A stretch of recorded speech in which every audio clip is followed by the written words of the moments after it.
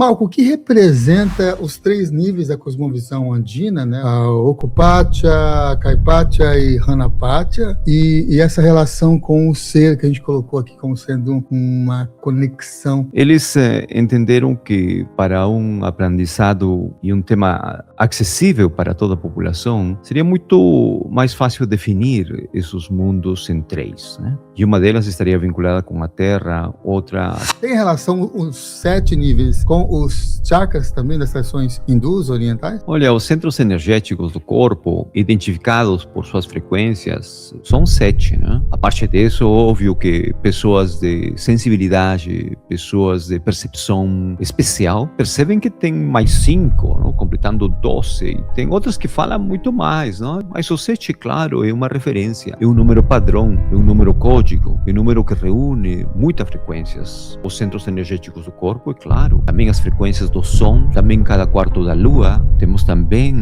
aquelas cores manifestadas no arco-íris. Todos os povos ou todos os sábios de todas as partes do mundo chegaram a conclusões semelhantes, descobertas semelhantes. Machu Picchu, ele também foi construído como sendo um observatório? É uma das perguntas que é legal para trazer nesse quesito. Por que cidade de cristal? E uma terceira pergunta, esses sábios, eles guardavam segredos? E cidades como essa, por exemplo, esse local como esse, nem mesmo os próprios parentes ou familiares sabiam onde elas estavam localizadas, então era um local mais iniciático, mais fechado, mais esotérico, vamos chamar assim.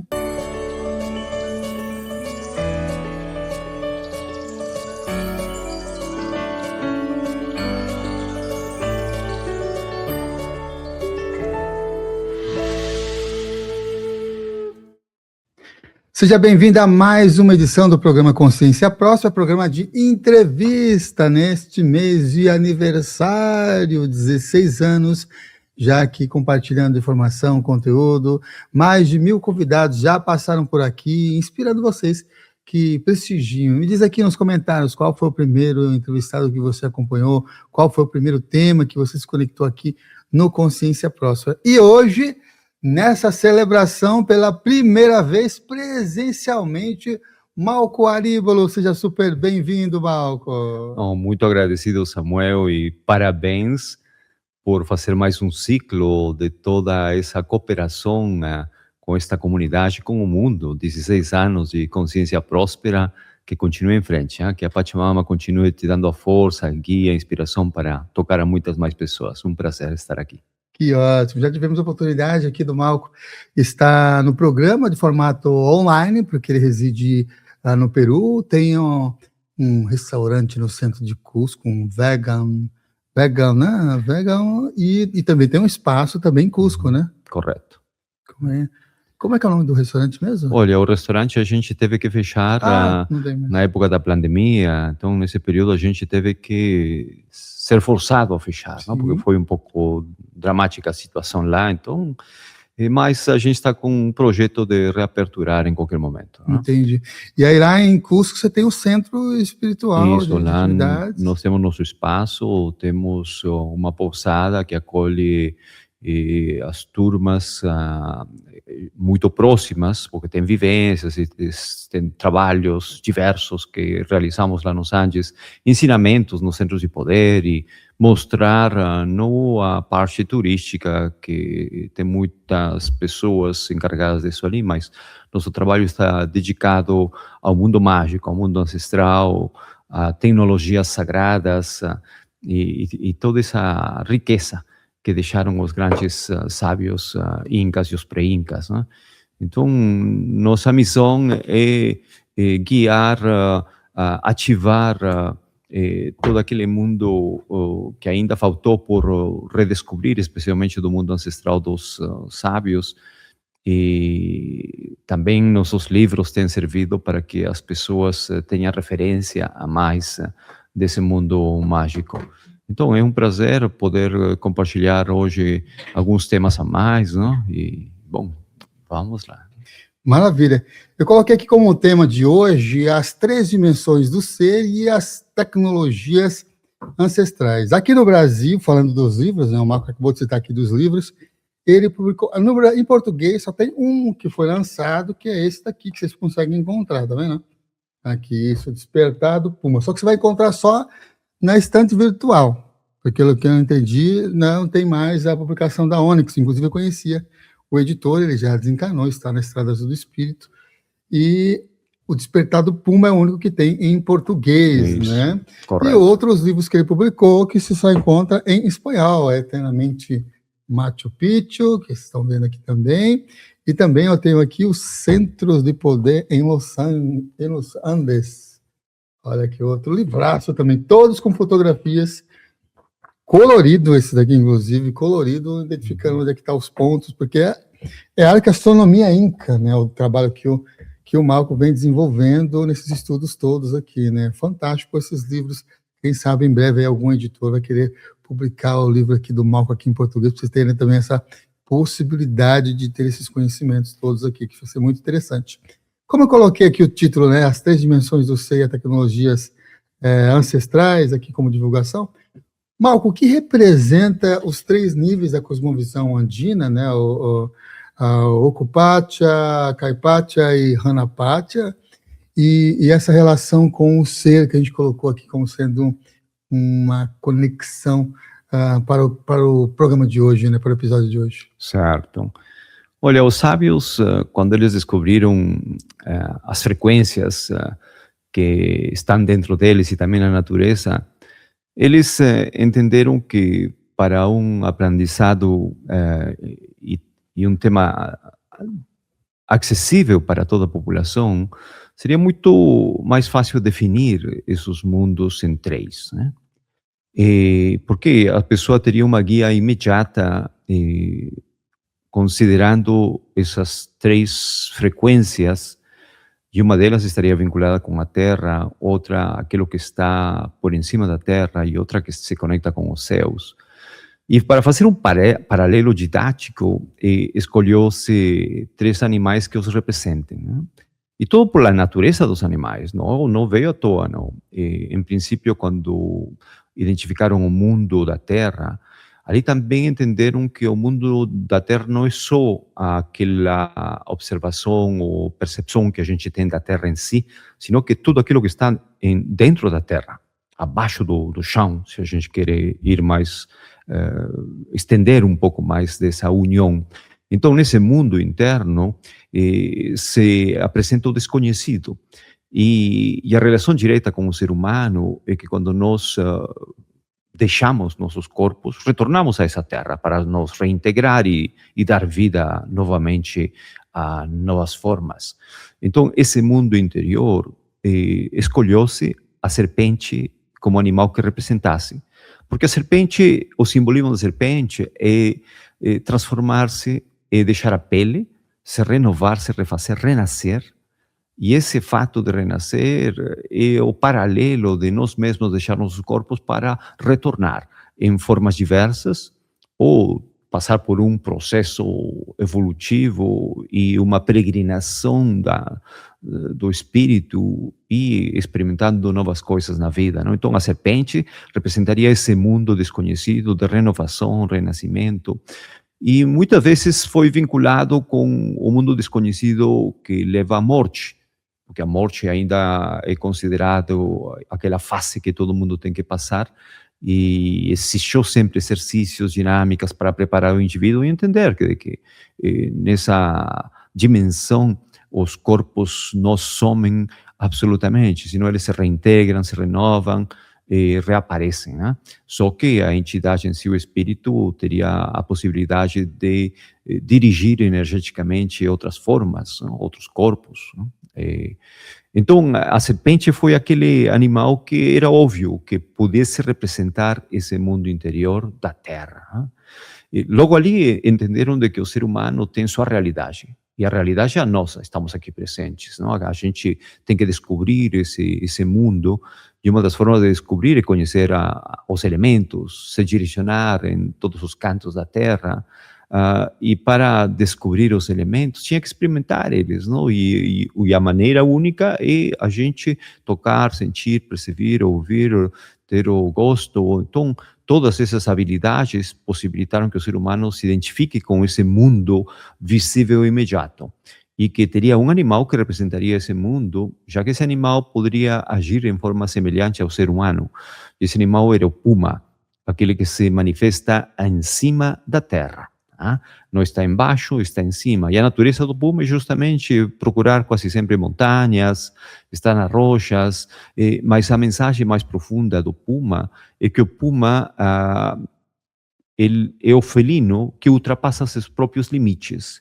É o felino que caminha mais que qualquer outro felino do planeta e tem um habitat que pode flutuar entre os 0 metros a 4.000, 4.500, 5.000 metros de altitude, mesmo que tenha preferências de habitar quando tem, obviamente, o recurso necessário para a sua vida, né? Se alimentar. Né? Então, os sábios, especialmente na última fase do mundo de sabedoria andina, que foram os incas, eles estavam também em essa necessidade de espalhar seu império. E para espalhar, teriam que interiorizar uma frequência poderosíssima que era a capacidade de ultrapassar seus próprios limites, ultrapassar as fronteiras com respeito. Por isso que o Império Inca chegou a crescer em formas surpreendentes, como dominar seu território, da mesma forma que o puma faz. O puma é considerado o felino que caminha mais que qualquer outro felino do planeta durante 24 horas para reconhecer seu espaço, dinamizar sua anatomia, e considerar-se também o animal invisível, porque ele é visto e não visto, não? Ele pode estar do seu lado e as pessoas não perceberem quando estão em montanhas ou estão na floresta. Então, o puma representou esse animal predileto que os sábios identificaram um paralelo com a conquista deles mesmos, ultrapassar seus limites. Então, ali foi representado esse animal que ele é poderoso, forte, e ele é o dominante nas montanhas, não? Da América. E logo ali, os sábios, eles visionaram de que acima de nossa realidade, aquilo que gostaríamos de entender e manifestar, que estaria por em cima, e que teria que ter um animal que o representasse pela forma direta, esse seria o côndor. Porque o côndor sobrepassa, primeiro que tudo, a territorialidade. E ele não só chegaria a 5.000 metros como o puma, sino que ele ultrapassa, não? É a ave, aquela que voa mais alto do planeta, e também tem uma extensão de voo surpreendente, unindo quilômetros e quilômetros, achando seus habitats em pontos extremos, inacessíveis muitas vezes, ou quase sempre inacessíveis, não? Nos precipícios, nas montanhas. Então, os sábios, eles tentaram sintetizar como que seria esse mundo do além, esse mundo desconhecido, esse mundo onde todo mundo quer chegar. Primeiro que tudo é desconhecido e quase inacessível. E é um mundo que conectaria todas as forças, e ali o Condor seria aquele representante digno, onde os sábios tentariam ancorar a frequência, o ensinamento do Condor na própria vida. Então, com isso ali, eles sintetizaram, não? 3 formas que seja imediata, seja funcional, fácil de entender e todo mundo entenderia. Mas eles não ficaram ali, teriam outros animais de poder, teriam outras frequências paralelas, porque as dimensões são inúmeras, não? No mundo espiritual não tem só 1, 2, 3, ou 5, ou 7. Podem ser até consideradas possíveis todas aquelas que consigamos perceber. Mas de uma maneira didática, identificar 3 para a população foi talvez o mais saudável naquela época, mas os sábios nunca se limitaram a isso ali, foram mais longe. Né? Sim.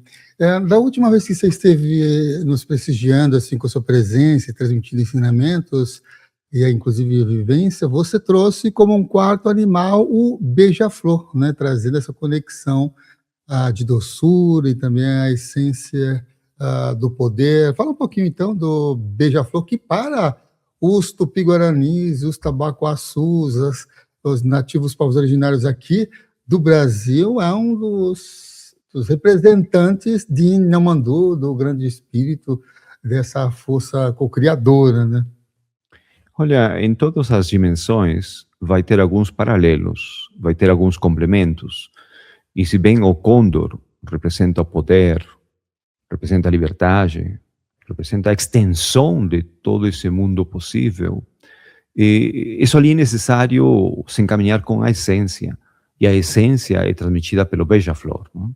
A essência de toda essa riqueza, essa força, essa conquista é o beija-flor. E o beija-flor no mundo sagrado sempre se uniu àquela parte mais íntima do ser. A beleza já é um fator. Qual que é o privilégio ou o benefício da beleza? É que te inspira, e te dá satisfação, estabilidade, acreditar em você mesmo. E então o beija-flor transmitiria essa frequência de te inspirar, te tocar, não? De transmitir uma energia de doçura, uma energia de suavidade, uma energia de atingir seu coração, suas altas emoções, sua essência. Então o beija-flor estaria ligado mais nessa área, ser a essência de toda essa expressão maior que era trazida pelo Condor. Não? Então era o paralelo do Condor, mas na essência. Né? Então o beija-flor foi importante, foi desenhado, foi representado em muitas áreas, nos tecidos, nos cerâmios, até nos desenhos, nas grandes pampas, conhecido como as linhas de Nazca, também tem desenhos que surgiram em presença de beija-flor.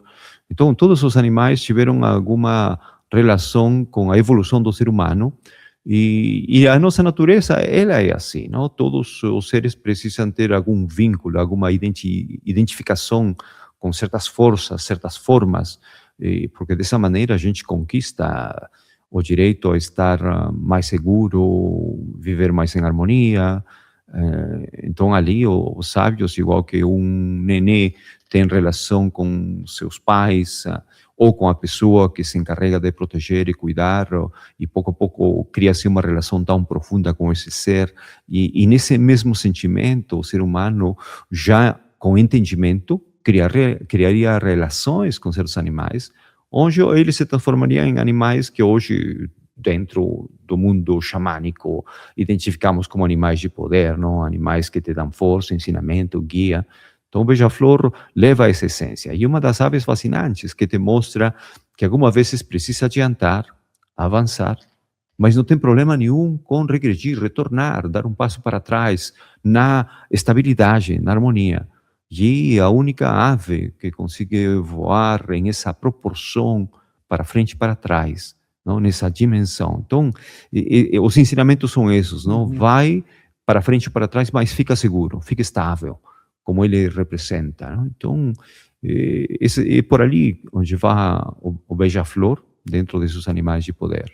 Uhum. Em alguns locais aqui na América do Sul, algumas representações no Peru e na Bolívia eram que mais estavam presentes, falando sobre a llama como uma energia de conexão. Lá, inclusive, né, naquela vila, não, naquela Rua de las Brujas, a llama é muitas conexões mágicas, que eu tive conhecimento lá com as abuelas, falando da llama como sendo também uma força animal importantíssima para ali aquelas conexões originárias, né, da llama em si. O que você pode falar sobre ela? Olha, você não mencionou dentro dos animais, só mencionou mais um beija-flor, mas o outro é a llama, justamente, não? É aquele que está faltando dentro da representação de esses animais mágicos. Então, a llama é aquele que te leva a entender a relação com a riqueza, e essa riqueza, ela, de alguma forma, está sustentada a llama, sim. Então, o que acontece na experiência de evolução do mundo andino? Os camélidos, que para que seja fácil para as pessoas, não? Porque falar da família dos camélidos sul-americanos, do guanaco, da vicunha, da alpaca, da llama, bom, as pessoas não vão reter, mas vamos centralizar na llama. A llama é aquele bicho que facilitava a prosperidade, a estabilidade da comunidade e também da sociedade. A llama é aquele bicho que oferecia lá, que poderia servir como um animal de transporte com volumes menores. Algumas vezes, nas pesquisas, tem chegado a calcular que entre 20, 25 até 30 quilogramos poderiam transportar. Então, foi um animal muito presente na economia da sociedade. Quando falo de economia, não é porque não tinha dinheiro como nós usamos hoje, que quer dizer que não focava a riqueza, não? Ou a preservar aquilo que tinham criado, tanto nos alimentos, tanto na produção para as necessidades fundamentais da vida. Isso ali se torna em economia, quer dizer, garantir que tem o suficiente quando chegam os momentos ruins na vida, né? Então, a lhama, ela se identificou sempre, foi o bicho que acompanhou e que poderia oferecer ajuda na vida das comunidades e da sociedade, a tal ponto de que a lhama representaria a riqueza, representaria a prosperidade, porque povos inteiros se beneficiaram com sua presença e a parte de dar calor, dar sustento, dar abrigo. Então, é um animal que representa esse aspecto na vida de uma comunidade e da sociedade em si. Então, é o animal que ele nasce no sul, ou é mais conhecido no sul, mesmo que nos estudos dão a origem veio do norte, mas mesmo assim foi no território do sul que se assentou pelo clima, altitude, se deu muito bem, e ali continua, não? Se perpetuando de alguma maneira, não? Então, a lhama é aquele animal que traz esse aspecto. Temos que entender que uma coisa é o conhecimento, é o entendimento de sabedoria de nossos ancestrais, e outra coisa é a prática popular. Então, se a gente vai pretender de que a prática popular representa necessariamente a essência da sabedoria ancestral, a gente comete erros. Tá? E esses erros podem ultrapassar fronteiras de tal ponto de que você fez um comentário de que na Bolívia, especialmente no mercado chamado das bruxas, tinha muito feto de alpaca, de lhamas, e que lá eram utilizados esses fetos para fazer, digamos, tipo de ofrendas, né? Entendendo que na prática de sabedoria, o ser humano não precisa necessariamente paliativos, não precisa de terceiros elementos para conquistar o direito de viver em harmonia ou estar em frequências elevadas. Então, é ali onde tem uma separação com a prática popular, porque na prática popular também você vai achar, paralelo à lhama, ou aos fetos nesses mercados, vai achar as rás, os sapos, vai achar todos aqueles batrácios e tantos outros, e não é porque são achados lá que poderíamos concluir de que eram animais representativos, de pronto, na sociedade, em termos do sagrado, mas sim da prática popular, porque a prática popular não representa necessariamente a continuidade absoluta, não representa aquilo que sobrevive dentro dos termos de sobrevivência. E nos termos de sobrevivência, muitas vezes sobrevive aquilo que não foi nem completado, não foi nem entendido, foi deformado no tempo. Então, hoje, isso ali é uma evidência que está ali, mas eu não vou me inclinar por interpretar necessariamente que os camélidos, a lhama, serviria só para esse tipo de rituais como hoje são mostrados basicamente, não? Isso ali levou dentro dos comentários populares de que a lhama seria o bicho que deveria ser sacrificado em festas do calendário astronômico e tudo, não? Então, ali a gente tem que separar, não? Uma coisa é essa crença popular e outra é a prática esotérica, sagrada dos sábios, não? Então, esse é um ponto que é bastante relevante, né? Sim. Eu ia fazer uma pergunta que é ligada à Chacana, né? Notadamente esses aspectos que vão transcender um pouco mais os 3 níveis, e você já citou na resposta anterior que existem múltiplos níveis, e eu acabei de abrir o livro aqui, Centros de Poder, e aí você está falando lá sobre as chacanas de 4, de 5, de 7 níveis também, de conexões, além dos 3 níveis básicos didáticos que foi abordado aqui, né? Mas a chacana é algo que também se propaga Eu lembro que também você... Hoje acho que você está com uma de 12, de quantas que são essas daí? Porque tem 7, essa de 7? De 7 de níveis de conexões, mas eu lembro que teve uma vez que me falaram de 12 níveis também das chacanas, né, de conexões. Tem o gráfico dessas chacanas aqui no livro Centros de Poder nos Andes. Né? Uhum. Olha, quando eu era mais novo, de alguma forma, eu estava muito curioso, muito fascinado, entusiasmado para entender mais de tudo isso aqui. E é claro que a capital de toda essa possível informação ou estudos, a capital é Cusco, é claro.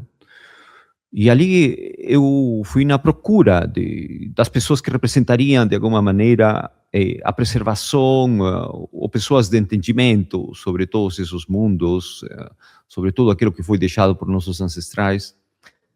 E, ao longo dos anos, eu fiquei desiludido por não achar realmente coisas de profundeza ou elevação maior daquilo que eu já sabia, tá? Uhum. E ali, quando você faz a pergunta da chacana, o popular, ainda hoje, o popular são 3 níveis. Mas ali, de novo, retornamos. Uma coisa é aquilo que é compartilhado popularmente e outra coisa é a parte esotérica.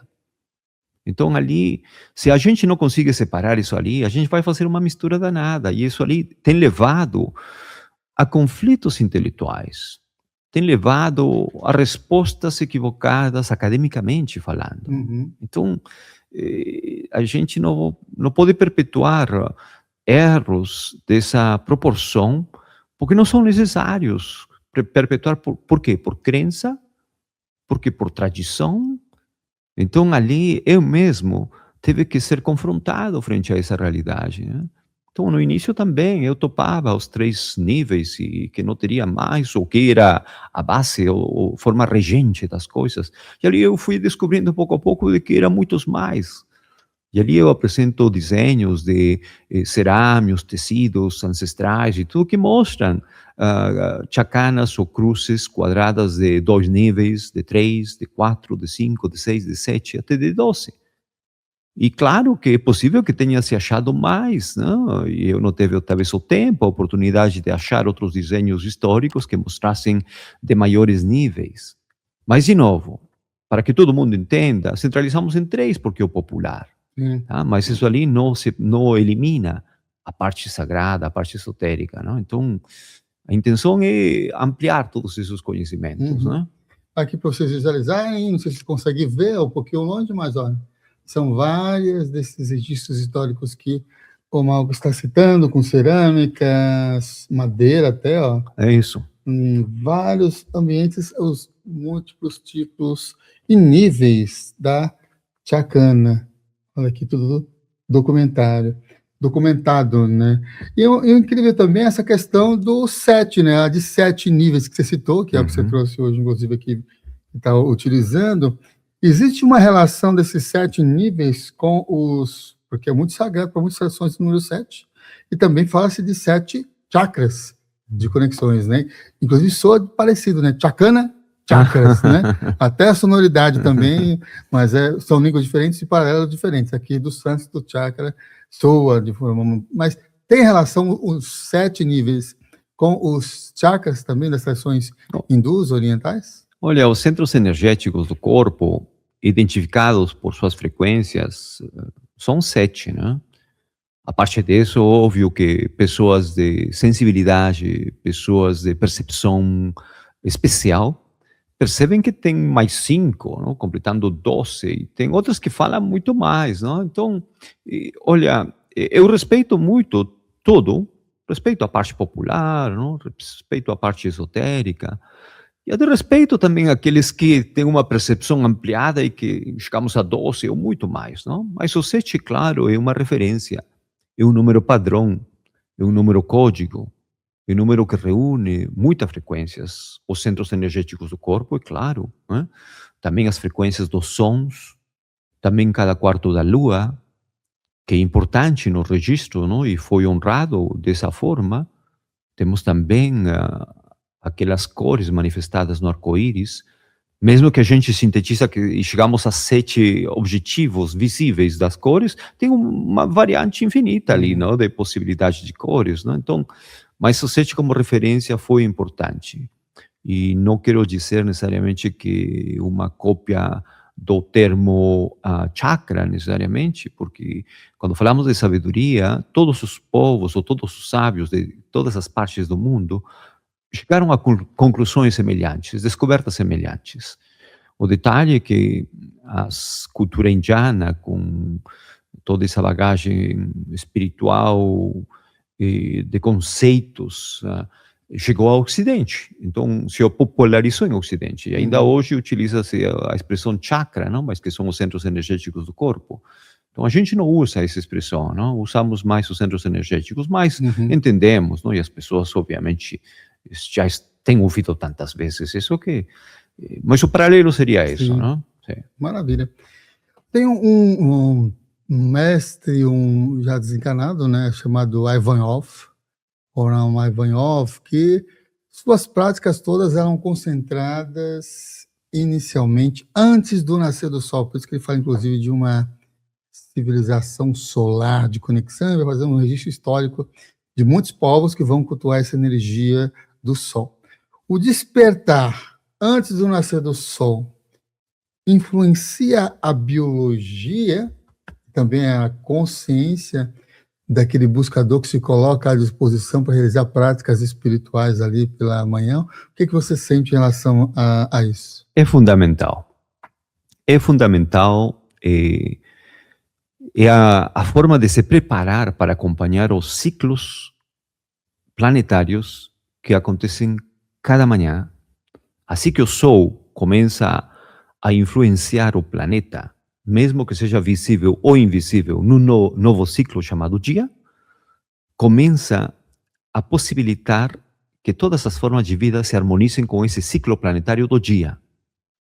Os ciclos circadianos, que são as frequências que ordenam a forma de viver, de evoluir. Insetos nascem, termina esse ciclo, morrem. Outras formas de vida mais prolongadas demoram vários ciclos e vão embora. O ser humano também tem esse ritmo ao amanhecer e fecha quando o sol vai embora. Os sábios incas e os pré-incas, eles tiveram essa sintonia, esse reconhecimento com essas frequências solares. É por isso que quando chamamos os filhos do sol, não é à toa. Não é porque é um capricho, ou é uma questão tradicional, alguém mistificou o negócio. Não, era uma questão muito prática. Né? E, claro, os filhos do sol, por essa união com essa energia solar. E eu passei por algumas experiências iniciáticas de alto impacto que me permitiram descobrir muitos outros eventos. Em 1992, quando eu estava num dos altares importantíssimos na cidade cristal de Machu Picchu, um espaço que eu conhecia, tinha ido muitas vezes ao longo dos anos, mas não tinha descoberto aquilo que teria que acontecer nesse momento. Então, em forma disciplinada, respeitosa, eu me coloquei num dos altares, no meu trabalho meditativo, estive com os olhos fechados, sentindo toda a força do local, a alinhação onde eu estava, mas sem estar necessariamente esperando qualquer evento que acontecesse. E logo ali, depois dos minutos que eu estava nessa posição, eu comecei a sentir um calor na minha testa, no meu coronário. Quando esse calor começou a ser comecei a perceber, nesse momento entendi que o sol tinha nascido. E o sol, obviamente, por uma questão gradativa, ao nascer começa a iluminar montanhas e pouco a pouco vai descendo, assim que o sol vai subindo. Chegou um momento que tinha chegado na minha cabeça, na minha testa, e eu estava num altar. E, puxa, eu fiquei fascinado por aquele evento e eu me mantive nessa frequência por vários minutos. E logo ali o sol começou a esquentar mais minha frente. Entendi que o sol estava descendo pelo efeito de sua elevação. E eu continuei. Quando isso ali estava acontecendo, luzes, geometrias estavam se manifestando dentro de mim. E logo o sol continuou seu processo. E quando chegou na altura do meu coração, nesse momento, eu senti que já era o momento de abrir meus olhos. E quando eu abri meus olhos, na mesa cerimonial onde eu estava, seguindo um grupo de degraus em número 7, eu estava posicionado no degrau número 5, e os 2 a mais permitiam que eu fique em pé com as mãos no altar. Quando eu abri meus olhos, o sol tinha chegado no meu coração, e ali na mesa cerimonial, onde eu apoiava minhas mãos, 2 pequenos círculos concêntricos estavam sendo iluminados em um formato triangular. É como se o sol estaria tocando os olhos, já que essa mesa identifiquei antes desse evento como a mesa que sugeria um formato de um puma. Então, simbolicamente, o sol, ou de fato, estava iluminando aqueles círculos representando os olhos do puma, e o formato era criado, era fascinante como foi criado o formato. Não? Então, quando eu vi isso ali, estava acontecendo uma revelação para mim, e eu tinha passado esse processo iniciático de ter uma iniciação solar. Estava acontecendo dentro de mim, nesse momento. E não foi uma data qualquer sem significado astronômico, estava acontecendo no solstício de junho de 1992.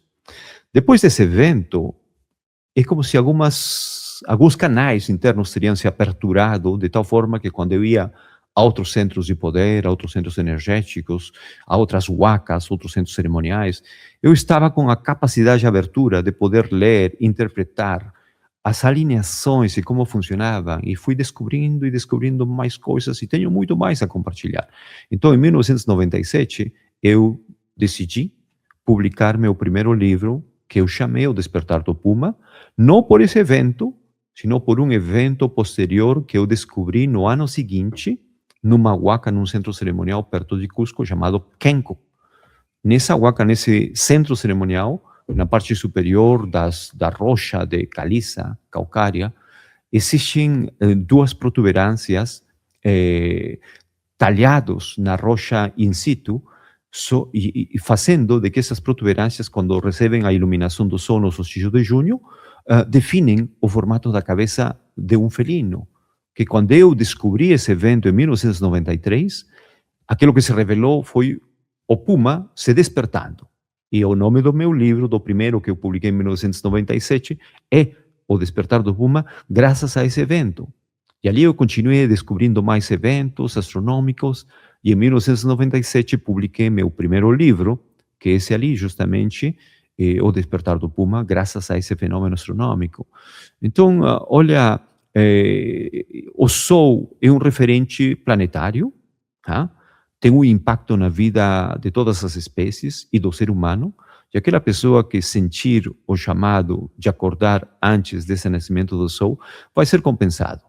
Então não é nada a perder, deveria ser uma disciplina, e antigamente era feito assim.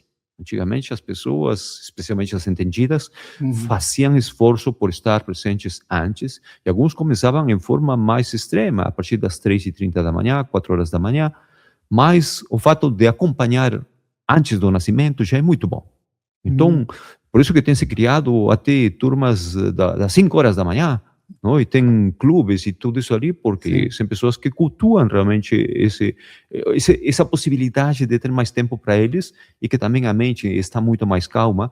E tudo isso ali temos evidências lá nos Andes, pela quantidade de tronos talhados nas rochas, os templos alinhados, e geralmente alinhados ao nascimento do sol, dos solstícios, dos equinócios. Então tem uma razão, não é só pretender chamar alguém como os filhos do sol, não, tem todo sentido. Sim. Maravilha, você vê que eu citei o Ivanov, né, é búlgaro, né, então uma conexão outra búlgara lá, do outro hemisfério, inclusive, de conexões, e também tem essa herança de sabedoria também ali naquela região. E o livro citado, que foi publicado aqui no Brasil, Despertar do Puma, né, que vocês encontram aí na estante virtual, ainda os últimos exemplares aqui dessas evidências arco-astronômicas nos Andes, aqui com o Malco Aríbalo. Desculpa, Samuel, mas o livro O Despertar do Puma também pode ser achado no nosso site virtualmente. Tá? O site é esse daqui? É malco.pro. Pro, yeah. Pronto, vou modificar então. Aqui, já vou PRO. PRO, e vocês vão ter aqui também esse site. Vou digitar e vai passar aqui também para vocês verem. Tá? O que eu tinha é Malco 2LME, então .pro. .pro, mas a versão em português está no meu site de serviços, que seria malcobrasil.com. Tá? Me desculpe, porque no outro está em inglês, tá? Em malcobrasil.com, ali podem achar em português. malcobrasil.com, pronto, coloquei aqui os dois. Tá. Aí vocês vão ter agora aqui dois passando aqui, tá vendo?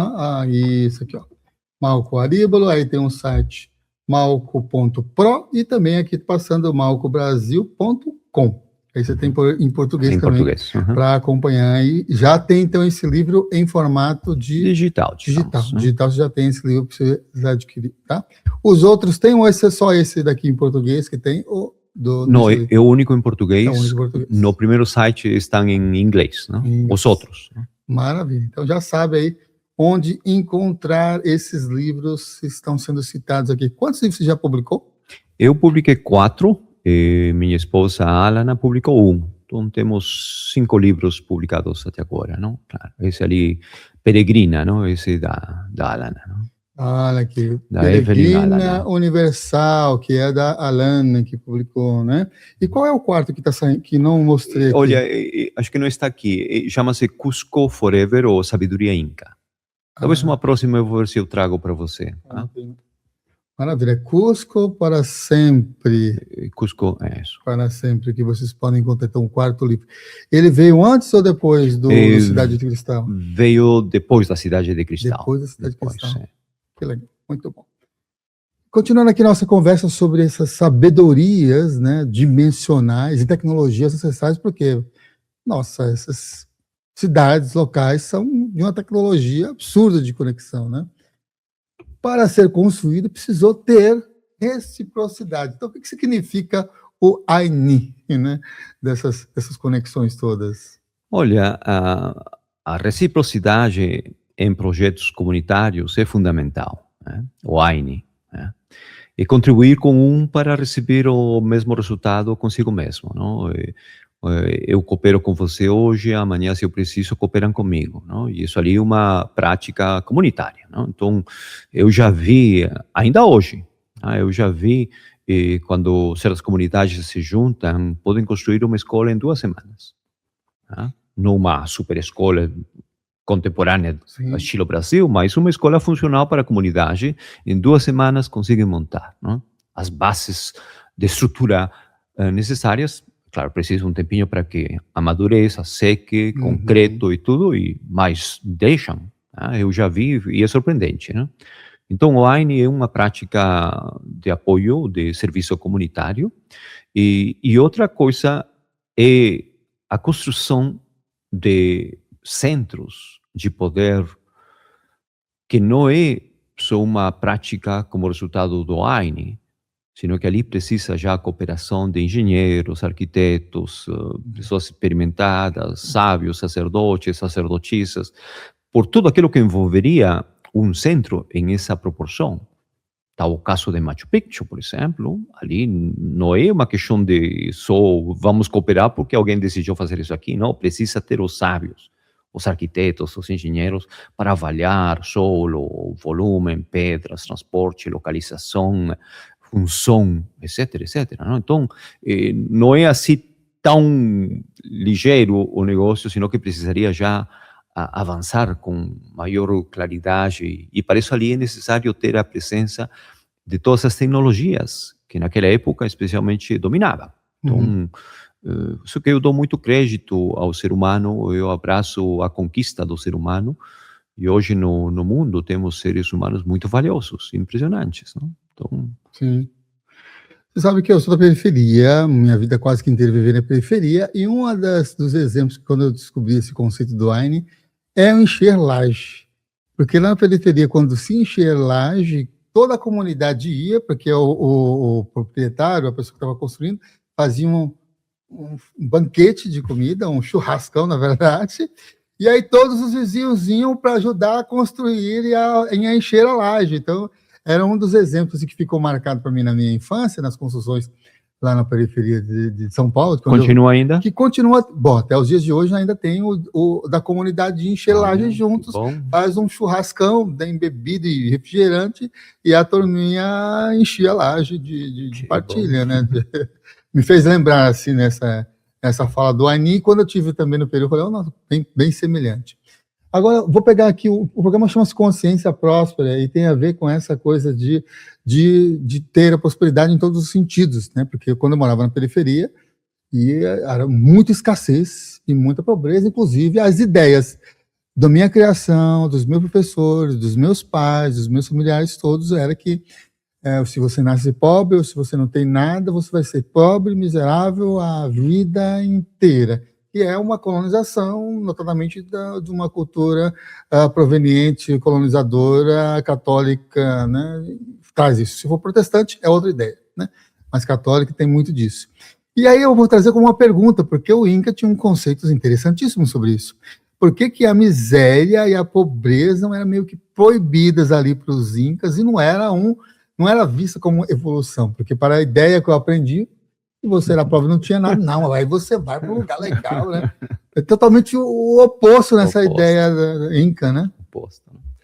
Olha, tem uma grande confusão, né? E especialmente neste tempo contemporâneo, com toda aquela pregação social, ajuda da sociedade, de pronto os benefícios do indivíduo, e o indivíduo não se esforça, não se preocupa por ver qual é a sua contribuição para que tenha tudo aquilo que pretende, né? A tal ponto que lá, no tempo ancestral, primeiro que tudo temos que entender que uma comunidade em miséria jamais poderia construir, criar tudo aquilo que vocês acham lá, que é evidência e que continua surpreendendo a quem for, tá? Então, uma comunidade em miséria seria incapaz, assim como você muito bem colocou, de que não era só a miséria de não ter recursos, mas também era a miséria de pensamento, a miséria de alma, a miséria de ser. Então, ali, o paralelo que hoje é feito é um paralelo muito ridículo por muitos acadêmicos, onde pretendem ainda desculpar de que o mundo de miséria que hoje está presente nas terras andinas é a herança desses sábios criadores de todos esses locais magníficos. Isso ali realmente é uma broma, uma brincadeira de mau gosto, porque os sábios incas, eles pregaram realmente a criatividade, pregaram as obras, e não só o fato de ter uma obra que serva para o momento, sino que possa durar eternamente, nos termos humanos, não? Eternamente literal, não? Nos termos humanos, quer dizer séculos, centos de gerações, e muitos deles ainda estão operativos hoje. Tem canais feitos desde as épocas pré-incas que ainda hoje continuam funcionando. Os incas chegaram e ampliaram todas essas redes e outras mais e criaram outras coisas surpreendentes. Então, para conseguir fazer tudo isso ali, não pode ser um povo miserável. Temos que entender isso ali. E hoje presume-se academicamente ou misticamente de que não foram os incas ou os pré-incas que construíram isso ali, senão foram seres superiores que ninguém conhece. São seres que tinham tecnologias que desapareceram e que hoje ninguém consegue entender e que hoje ninguém consegue fazer. Tudo isso ali é uma manipulação terrível, não é necessário. Hoje podemos fazer tudo isso ali e mais, sem problema. O detalhe é que precisaríamos pessoas excêntricas, extremadamente ricas, e pessoas com o desejo de fazer todas essas grandes obras. E claro que é possível de ser feito, né? Porque hoje estamos na fase mais evolucionada do planeta e do ser humano. Mesmo que correntes místicas gostem ou não, pouco importa. Isso aqui, a evidência demonstra isso ali. Né?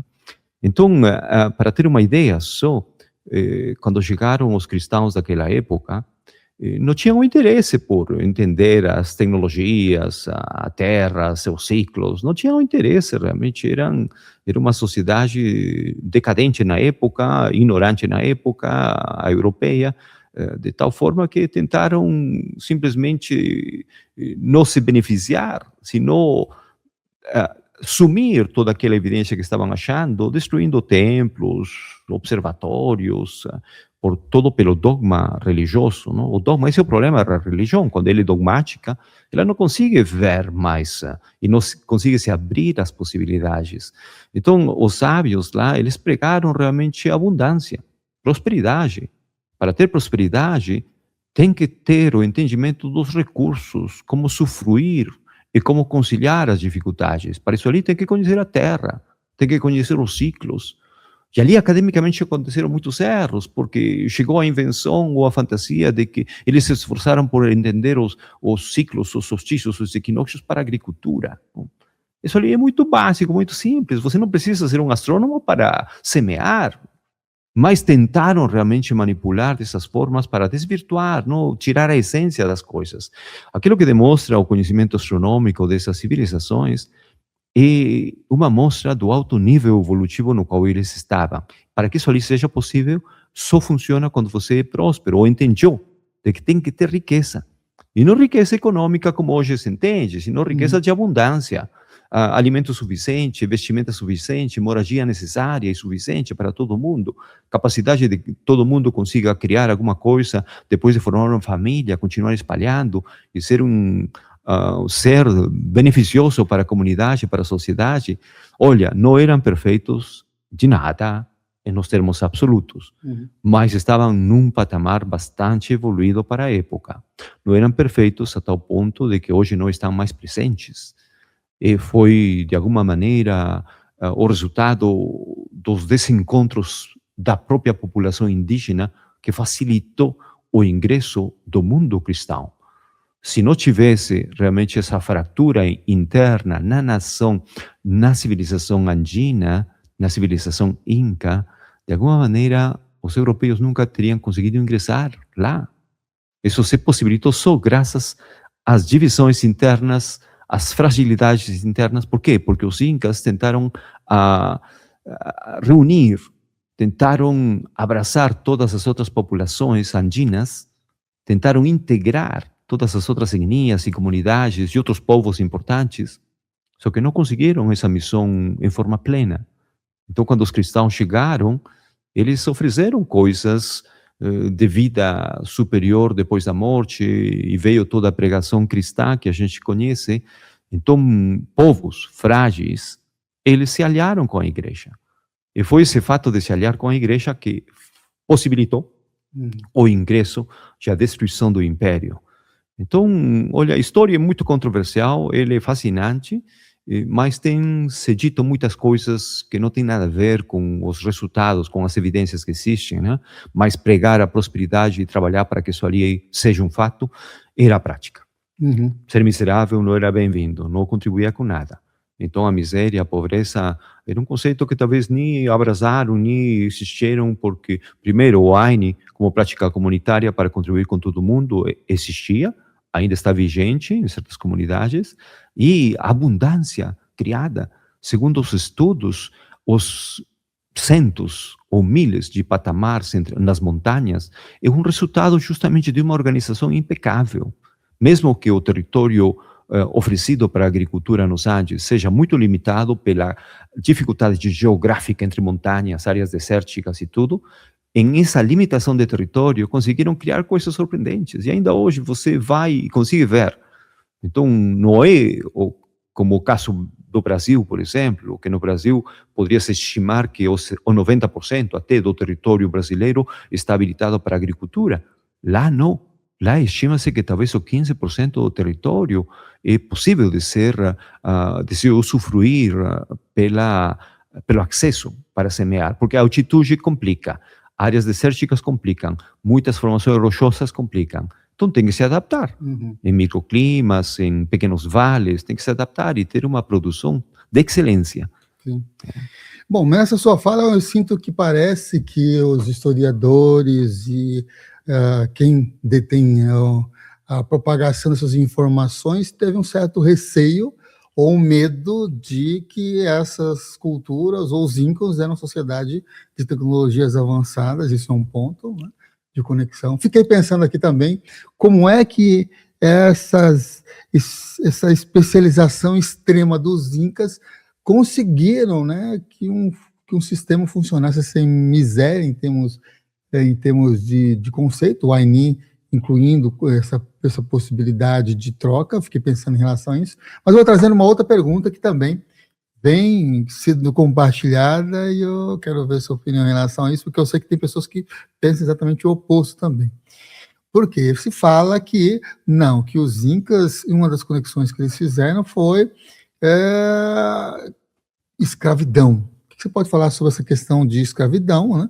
Porque outros vão dizer assim, não houve escravidão em massa, mas se não houve escravidão em massa, como é que milhares de pessoas concordavam em trabalhar nessas construções ou nessa empreitada Inca? Como é que aconteceu mesmo? E outra, né? Está necessitando reescrever a história dos Incas e dos povos andinos? Claro que sim. Eu começo com a última. Precisa reescrever, porque aquilo que a gente aprendeu na escola realmente é uma fantasia impressionante. E sem fundamento de fatos. Então, é mais uma história sustentada naquilo que foi escrito pelos cristãos daquela época. Então, gente, quando eu falo de cristãos, e para aqueles que vão ouvir isso aqui, por favor, são fatos históricos, tá? Não me envolvam em más interpretações do negócio, estou dando só fatos históricos. Quando eu falo dos cristãos daquela época, não tem nada a ver com, talvez, aquela pessoa que é devota, que entende, que respeita as outras e se identifica como cristão. Tá? Então, vou separar já, porque algumas vezes fui até apontado, sabe, eu não dormo com a igreja, não almoço com eles, não compartilho com eles, então não estou envolto no negócio, mas os fatos históricos são históricos. Tá? Então, ali, olha, se sustentou a história contemporânea naquela referência dada pelos registros escritos de cristãos daquela época, europeus, que descreviam maioritariamente aquilo que ouviam, aquilo que eles observavam, e aquilo que era contado indistintamente, de tal forma de que um vai confrontar a outro, vai confrontar a outro, vai contestar a outro, de tal ponto de que entre eles vai ter todos uns desacordos de opinião e tudo, porque muitos deles tinham sua própria forma de ver e entender. Mas o dogma religioso pesou muito mais. E nesse dogma religioso seria impossível, em forma unânime, acadêmica da época, que era muito precária, chegar à conclusão de que tinham encontrado uma civilização tão superior e elevada e que eles gostariam de aprender dela. E nunca descreveram um negócio desses, porque o dogma fanático religioso era cristianizar, evangelizar todos aqueles não crentes, todos aqueles que estavam tendo crenças diabólicas e que não mereciam realmente senão erradicar, sumir todas aquelas evidências desses povos e pregar uma nova forma de entender a vida. Então, o domínio do dogma foi superior à evidência do momento e ao mau entendimento também. Em aquelas épocas, o que podiam entender de astronomia?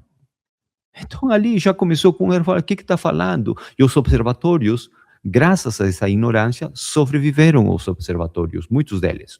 Muitos foram destruídos, mas aqueles que sobreviveram têm nos revelado um conhecimento altíssimo, realmente, desse conhecimento solar, desse conhecimento de alineações geomagnéticas, solstícios, equinócios e tudo isso ali, que é uma referência importante para a evolução do ser humano. Tá? Então, tem que ser reescrita, tem que ser. Então, se você que é uma pessoa entusiasta, não você, eu falo de você, o público, que é uma pessoa entusiasta e quer conhecer as terras mágicas, vale a pena que ouça esse tipo de programas para que pense em outras possibilidades, não? E foi engraçado, ontem nós estivemos fazendo uma vivência, impartindo um workshop em Atibaia, e uma das pessoas que nos acolheu tinha ouvido, estava seguindo um programa apresentado na mídia, apresentado em um streaming, que referia só a Machu Picchu e os Andes e tudo isso ali, e essa pessoa surpreendida me perguntou, Marco, aqui tem uma história que estão passando aqui na mídia, no streaming, de que uma menina foi levada pelos pais e que essa menina teve o sentimento de que já tinha morado lá em Machu Picchu e que a cidade não foi construída pelos Incas, sino que foi construída há 12.000 anos atrás. E eu mesmo sentei uns minutos para ouvir aquele relato E eu não precisei ficar ali 1 hora e pouco para ouvir o relato. Aos 3 minutos, 4, eu falei para ele: me desculpe, mas isso aqui é inteligência artificial. As imagens contestam, não são reais, o discurso não mostra nada, é simplesmente como se fosse uma novela escrita por algum romântico em relação ao mundo andino, e a inteligência artificial está lendo essa novela e transmitindo, virou um programa de streaming. Então, temos que tomar com seriedade as coisas, não? Então, quando as pessoas não têm a bagagem de informação, de vivência, vai desvirtuar, vai dar os foras, e ali vão ter as interpretações, e vai ter as justificações. E uma das justificações dramáticas, de alguma forma, que tem contribuído para que as coisas não evoluam na proporção que necessária, tem sido todo aquele discurso de tradição. E a mim é feita essa pergunta em forma recorrente, e quando eu estou em algum local, em outros países e tudo, me pergunta: Marco, você está trazendo as tradições de seus ancestrais? Ali eu tenho que explicar, porque, gostem ou não, gente, em um trabalho de sabedoria, em um trabalho onde a tecnologia forma parte, você não pode pretender que uma crença, que uma vivência tradicional seja a regra. E isso ali tem levado a grandes erros acadêmicos, justificando tradições. E ali nós vamos entender, e que vem em relação à sua pergunta, de como eles conseguiram fazer tudo isso ali, justamente, os sábios, eles entenderam que eles não eram eternos, e que eles estavam, e eles observavam que as gerações estavam indo, eles mesmos, as pessoas próximas faleciam, e que isso ali ia acontecer com eles, era a regra. Então, de pronto, como que a gente poderia perpetuar todos aqueles projetos? Seria educando ou trazendo especialistas. É por isso que Cusco, como capital, tinha como prática reunir especialistas, convidar representantes de outras nações andinas, de outras comunidades, de outros povos importantes, convidar a Cusco em eventos importantes. De tal forma que, quando chegassem essas pessoas representando outros povos, o foco era de que aqueles representantes tinham que trazer também coisas que, para oferecer aos líderes, como uma regra de diplomacia que existe, e também mostrar as conquistas, coisas que eles tinham conseguido. E se por acaso algum deles teria uma realização, uma conquista, uma maneira melhor de fazer, sei lá, um trabalho em pedra, um trabalho em metais, um trabalho em cerâmica, em tecido, tudo demais, um trabalho de engenharia, essas pessoas eram convidadas a ficar para educar a seus próprios já técnicos da época, porque aquilo que estavam fazendo os seus técnicos não eram, talvez, tinham resultados, mas não eram resultados otimizados. Mas cada vez que chegasse um e que demonstrasse que poderia ser feito de uma forma melhor, era convidado a ficar. Essa dinâmica de abrir as portas onde a gente pode aprender e ensinar, essa é uma prática característica de uma civilização. E ali não tem uma questão limitante. Então, para conseguir criar todo, temos que unir todos os potenciais. E isso ali é graças a certas liberdades. Não liberdades absolutas, onde ninguém respeita ninguém, achando que tem direito de fazer de tudo. Tem que ter regras nessa liberdade. Então, mas é graças à liberdade que é possível de criar, construir, e a liberdade não pode ser perdida. E ali, infelizmente, tem hoje, nesse mundo contemporâneo, governos que pregam realmente o controle da população, e tem essa tendência de presumir de que são eles os eruditos, os iniciados, os sábios, que podem entender as necessidades de todo mundo. Então, para que você vai se esforçar? Se eu já entendi, eu vou te dar aquilo que eu acho que você precisa. Bom, então, a gente não pode perder liberdade. E ali, os sábios, eles ofereciam liberdades com respeito, de novo. Não pode presumir, pretender de que porque se acha livre vai ultrapassar certos limites, certas regras, não? Tem que ter, não? Uma organização. E nesse sentido, era uma civilização bem organizada, não? Eu estou aqui em mãos com o livro Eternamente Machu Picchu, Cidade de Cristais e Peregrinação. O Machu Picchu, ele Ele também foi ou foi construído como sendo um observatório? É uma das perguntas que é legal para trazer nesse quesito. Por que cidade de cristal? E uma terceira pergunta: esses sábios, eles guardavam segredos? E cidades como essa, por exemplo, esse local como esse, nem mesmo os próprios parentes ou familiares sabiam onde elas estavam localizadas, então era um local mais iniciático, mais fechado, mais esotérico, vamos chamar assim? Olha, infelizmente, o ser humano, ao ter características muito particulares, não são todos os seres humanos que estariam honrando, reverenciando, respeitando, reconhecendo aquilo que é feito por outros. E tem visionários que sempre ultrapassaram o ordinário e tiveram formas de entender a vida oferecendo qualidade de vida, oferecendo possibilidades de melhorar todas as formas da existência. E quando, na forma ligeira, acha de que aquilo que você está criando, conquistando, descobrindo, todo mundo vai respeitar, honrar, reconhecer ou querer aprender, é um erro. Porque a história tem demonstrado de que muita gente, por crenças, por fanatismos, não tem o interesse e, ao contrário, vão achar de que está atingindo contra seu espaço, seus espaços, e, em vez de preservar, vão tentar até destruir. Não é? É como uma prática muito comum.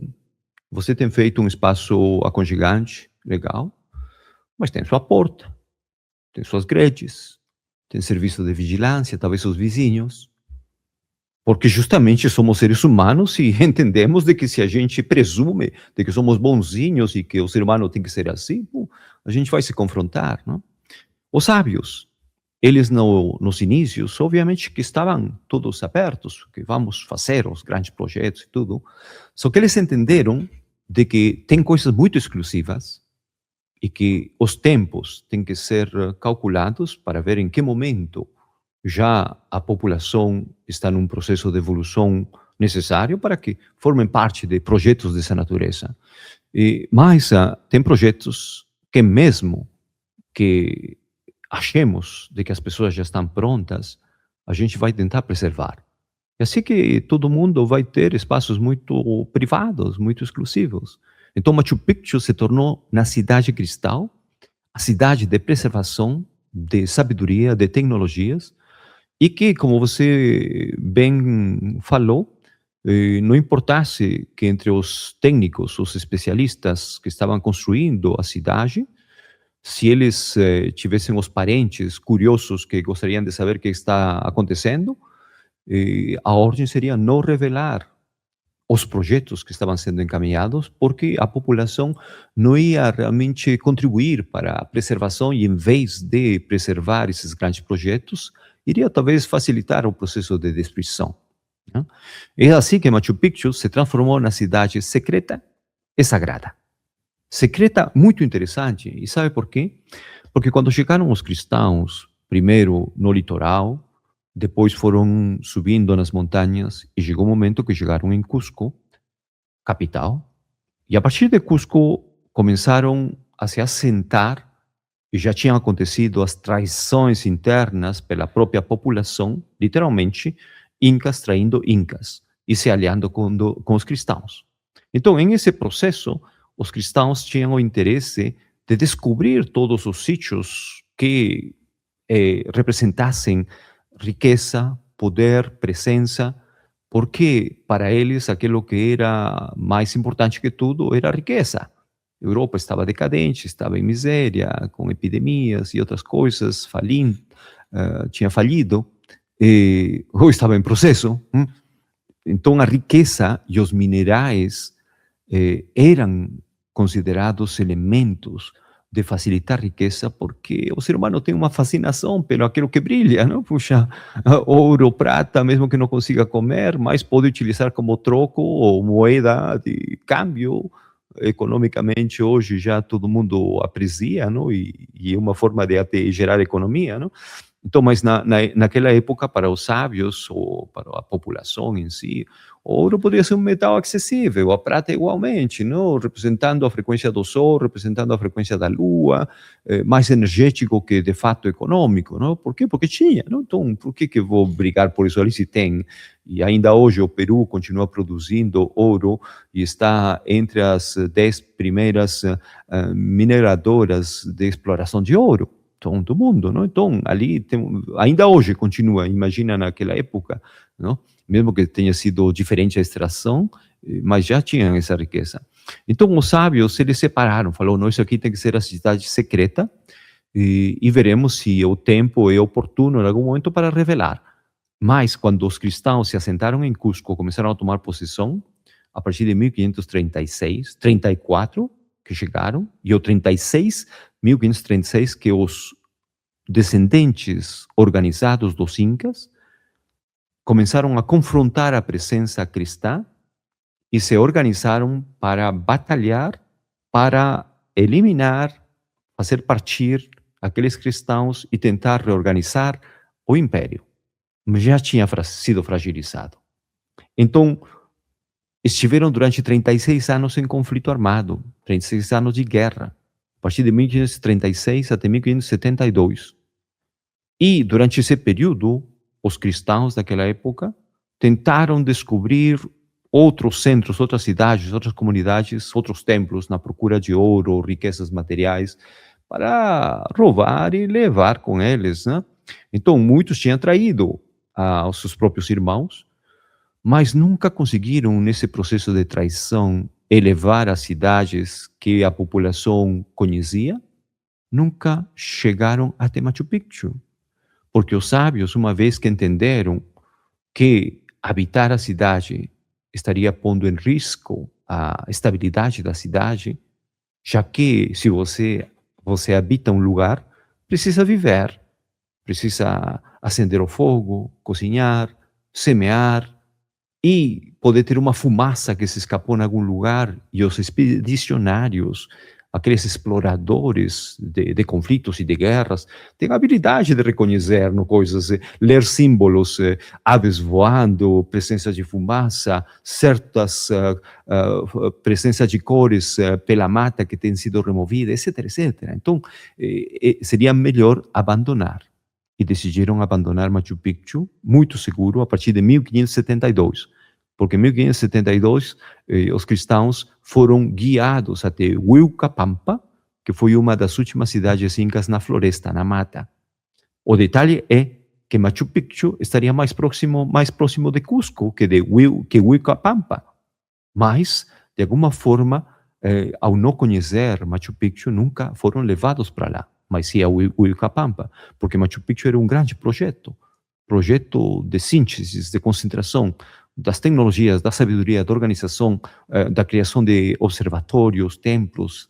Não foi terminada. Machu Picchu como cidade não foi terminada.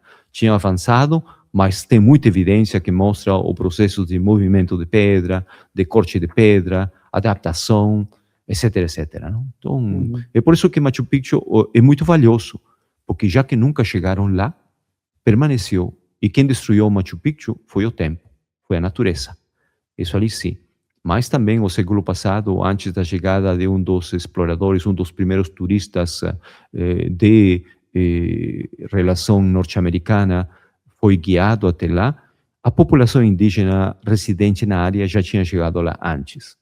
E ali exploraram, fizeram escavações, roubaram coisas e, bom, a história recomeçou a partir do século passado. Eu fico pensando agora nessas visitas, né? Machu Picchu como um cristal.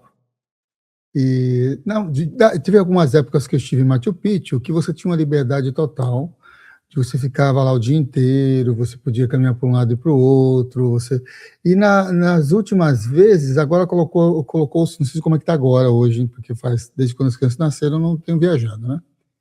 Mas aí tinha uma rota, e você tem que pegar uma rota, tem um tempo, um período para ficar no percurso específico. A minha pergunta é, como é que está isso hoje e de que forma que uma pessoa que vai visitar lá Machu Picchu vai entrar ou pode sentir essas frequências vibracionais, por exemplo, do livro da Lana, que teve tempo, ficou lá, sentiu, percebeu. Eu tive dias que eu fiquei lá. Cada momento, eu fiquei lá embaixo e depois subia, e ficava o dia inteiro lá. Agora, me parece que não tem essa disponibilidade, e me parece, os meus amigos que viajaram falaram que não pode nem fazer as práticas espirituais que a gente fazia, de meditações, de sintonizações. Como é que está hoje e como é que as pessoas podem entrar em contato com a frequência, com as regras todas que podem estar sendo impostas por hoje, né? Olha, tem formas muito esquisitas que estão acontecendo hoje, resultados como uma ministração vertical, uma ministração radical, pela instituição responsável, de pronto, de administrar Machu Picchu. E claro que o foco é receber mais visitantes, né? E nos estudos concluíram que, ao limitar acessos, percursos, e multiplicar esses percursos, tentando evitar que as pessoas que ingressam num percurso se cruzem com outra, e tem conseguido, de alguma maneira, chegar a esse ponto. E como conseguiram chegar a esse ponto, isso ali, obviamente, que tem limitado a presença de pessoas, quer dizer, a presença de cada indivíduo no tempo, mas mais pessoas frequentando, visitando, né? Que eu vejo, obviamente, que essa pode ser uma dos exercícios necessários para administrar a cidade e ter mais movimento de pessoas.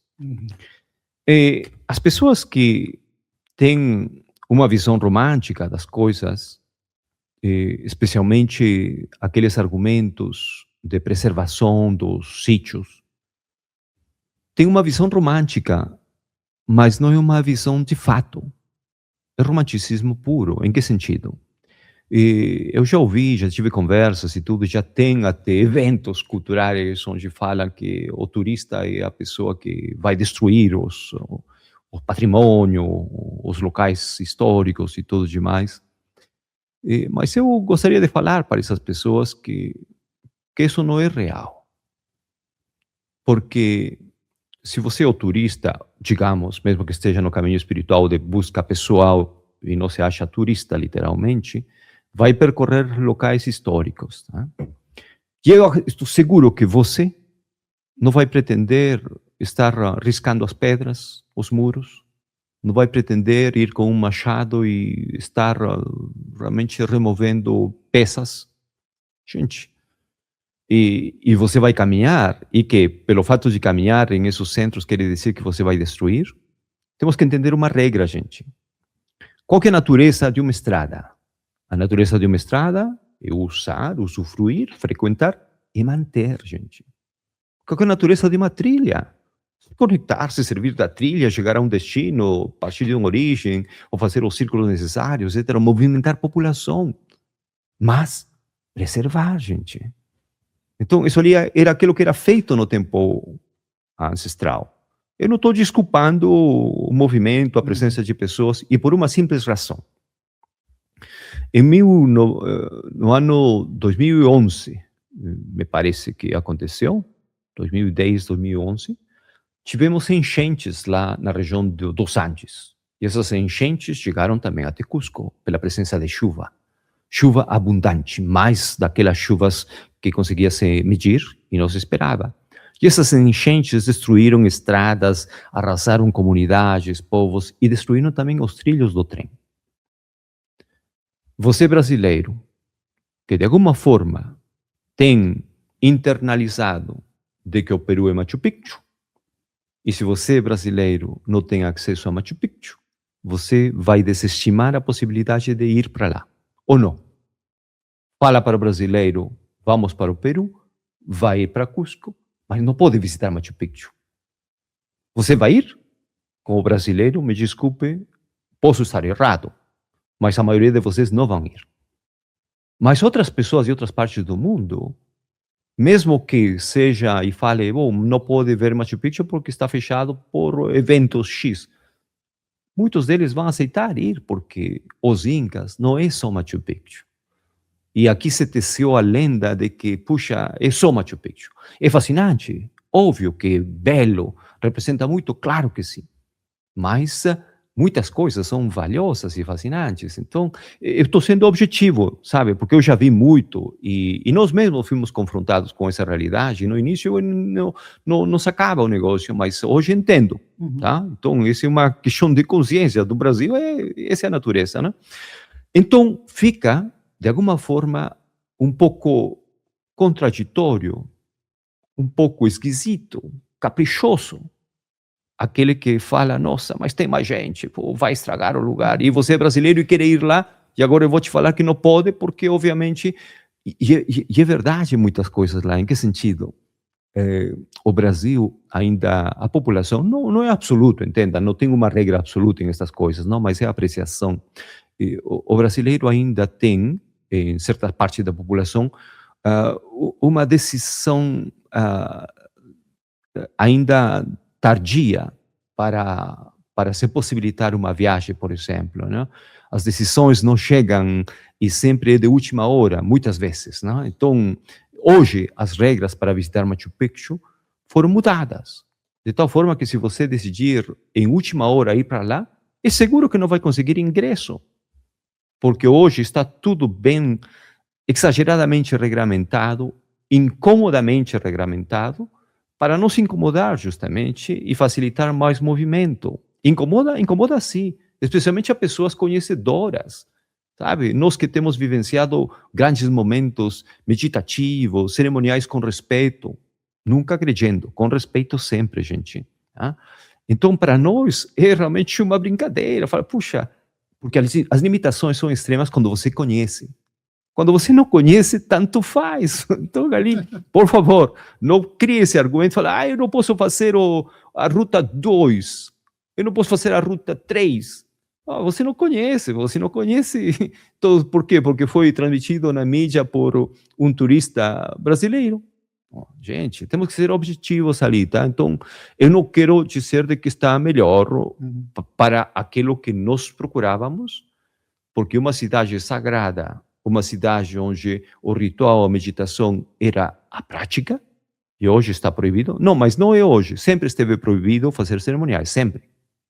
Só que a gente, com respeito, fazia o necessário. Então, isso ali temos que entender também, não? Então, e outra coisa que eu não completei, você turista, sabe? Você não imagina a contribuição que vocês fazem com sua presença lá. Porque hoje muito se mexe pela economia, pelas rendas geradas com sua presença, ao ponto que o turismo é a terceira renda nacional no país. Então, gente, não questione certas coisas se não entendeu. Tá? Senão, tem que ir profundamente para ver como é que é todo o quadro. Tá? Pessoalmente, eu estou muito limitado a fazer coisas e eu tenho que seguir um circuito de 2 horas a 3 horas, no máximo. Antigamente, ficávamos todo dia, se for necessário, e pronto. A gente usufruía, explorávamos, mas nós fizemos sempre com respeito. Eu sou uma pessoa profissional, não sou um guia de pronto de sítio ou um guia clássico convencional, sou uma pessoa academicamente formada e obviamente, o respeito é o primeiro que tem que existir. Não? Por falar em locais, né, vou falar do Lago Titicaca. O Lago Titicaca, ele é considerado, então, uma das origens das sociedades andinas avançada, pelo menos é isso o que nos chega. E como é que você vê essa presença, assim, energética, também espiritual, do Lago Titicaca? Olha, o Lago Titicaca representa a frequência feminina do planeta, não? E é majestuoso, é fascinante, e duas civilizações importantes se assentaram próximos ao Lago Titicaca. Uma delas foi a civilização Pucara e a outra a civilização Tiwanaku. Claro que a mostra e a conquista de Tiwanaku sugere que foi maior. Né? E essa civilização também, como parte do processo evolutivo das sociedades, teve que parar e teve o processo de declinação e ali se transformar, sobreviver. E nesse processo de sobrevivência, teve que sucar teve que avançar, atravessar, acompanhar a formação do Lago Titicaca, navegar nas suas águas, caminhar nas suas montanhas, na procura de territórios generosos, territórios com condições para achar recursos necessários para sobreviver e poder recriar aquele grande avanço que como civilização já tinha conquistado, né? E quando chegaram nos vales de Cusco, entenderam de que, puxa, seria uma terra prodigiosa, seria uma terra de abundância, vale extenso, com presença de riachos, fontes. Então, decidiram levar o que tinha sobrevivido de sua civilização para lá. Então, claro, o Titicaca representa as origens, e lá nós temos ilhas muito belas, nós temos formações e temos trabalhos deixados por os povos pré-incas, e nós temos oportunidade de ter vivências únicas lá. Lá não é tão verticalmente administrado por uma instituição do governo, da área da cultura, de pronto, e que podemos ter o tempo necessário para atividades rituais, cerimoniais, meditativas, ensinamentos xamânicos e tudo. Então, vale a pena aproveitar, não? E como é muito grande também, sempre, gente, quando vai nessas áreas, vai sempre com respeito, né? Sim. O problema do misticismo é que a pessoa, quando se acha extremamente mística, presume de que tem direito a tudo. E presume que porque aprendeu a fazer uma ofrenda, que tem que chegar a ofrendar em todo lado. Sem considerar que muitas ofrendas têm elementos orgânicos, muitas delas sim, mas um elemento orgânico, como uma fruta, quando é deixada numa mesa cerimonial, talhada na pedra ancestralmente, mesmo essa fruta vai se descompor, deixando seus químicos naturais que vão se impregnar na rocha, e ao serem impregnados na rocha para remover esses restos, algumas vezes termina erosionando a própria rocha. Então, gente, faça as suas coisas, mas faça com respeito. Esse é o problema com o misticismo comum, o misticismo que não tem educação, esse é o problema. E é por essa razão que também muitos locais têm sido fechados. Porque cada vez que chegavam os guardas dos sítios arqueológicos, achavam essas evidências. Falavam, esse povo não pode respeitar nada. Tudo por quê? Porque se acha muito místico e que aprendeu que está na floresta, vai fazer sua ofrenda, que é válido, sim. Mas nunca num sítio histórico, entenda, gente, porque o sítio histórico não te pertence a todo mundo. Na mata, você pode considerar que a Pachamama é sua aliada e a terra vai receber, acolher e transformar. Mas num sítio arqueológico que é talhado, trabalhado, e tem gente que leva lá velas para acender velas, leva restos e deixa, a tal ponto que muitos sítios de rituais, muitos sítios de observação, cheios de lixo. Lixo resultado de suas ofrendas, gente. Então, por favor, faça com respeito. Eu estou falando com... Eu venho de lá.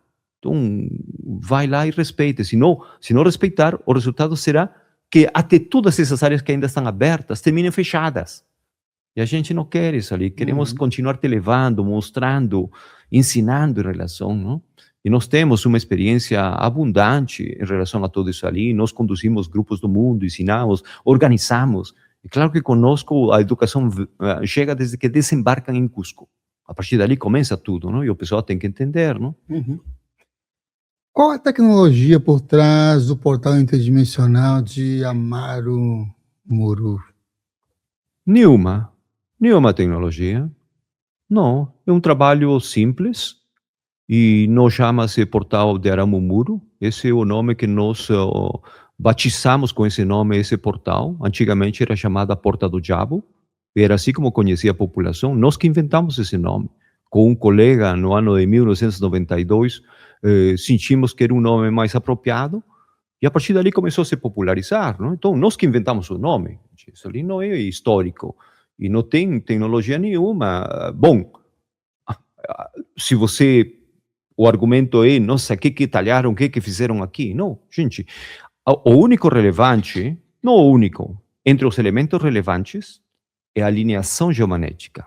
Toda a façada rochosa, toda a face rochosa está alinhada ao nascimento do sol no solstício de junho.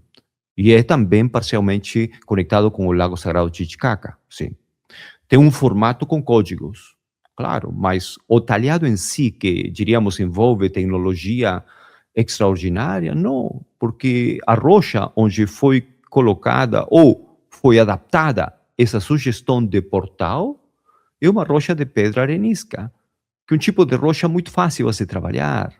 Pedra arenisca é areia, de tal forma de que se a gente pega alguma outra pedra, vai ir removendo restos da própria formação natural. Então, quando você me fez a pergunta, eu estava em questão de tecnologia complexa. Não é nada complexo. É talhado de alguma forma, sugerindo colunas internas, não externas, sino colunas na rocha, mas que não são colunas em si, não, sino são cavidades verticais e que tudo em conjunto gera um formato de porta, não? E eu tenho publicado, tenho um capítulo completo ali no meu livro Centros de Poder nos Andes. Que fala sobre esse portal, essa conexão. Esse livro aqui, ó, Centros de Poder de Los Andes, quantas páginas tem? Bastante. 400. 400 páginas com fotos coloridas e tudo mais, para vocês também usufruir desse conhecimento. Já que a gente trouxe um pouquinho disso, né, desses locais, tem também alguns fatos que são um tanto quanto curiosos, né, como a quinoa, a maca e a batata. O que os ancestrais e os incas, esses sábios, trouxe também, né, de mudanças e transformação com esses 3 elementos ou mais? Ali temos que entender que o privilégio de uma civilização evoluída é que não vai ficar satisfeito com o ordinário. Eles não ficaram satisfeitos com só sobreviver, comer qualquer coisinha que existia ali, sino que se esforçaram em criar, em inovar, em produzir alimentos que hoje até são usados no mundo inteiro.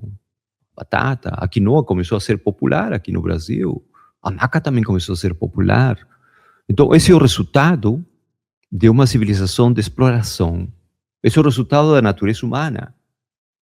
E não ficaram satisfeitos só com se acomodar em uma caverna para se proteger do tempo, da chuva, sino que se esforçaram em fazer construções impressionantes, duradouras, construções que poderiam resistir aos tremores de terra.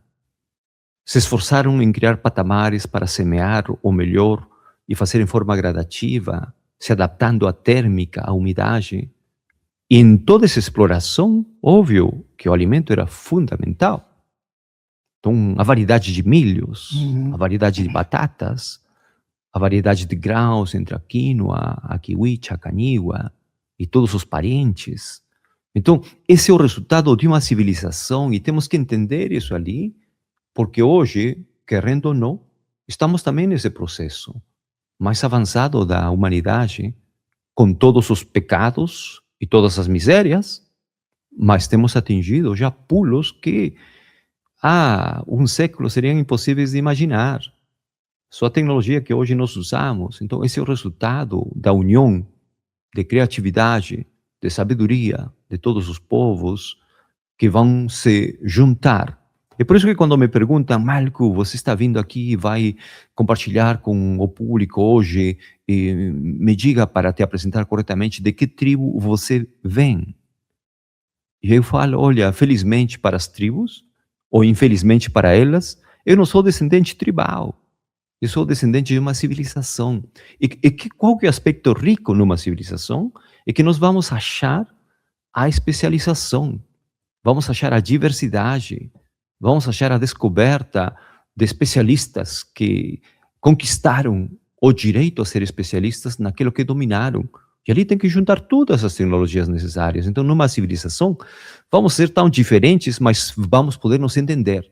E isso é o rico que deveria existir numa civilização, mesmo nas diferenças, sentar e compartilhar. E falar, nossa, legal, eu posso aprender de você. Tem alguma coisa que eu posso ensinar? Vamos crescendo nesse ritmo.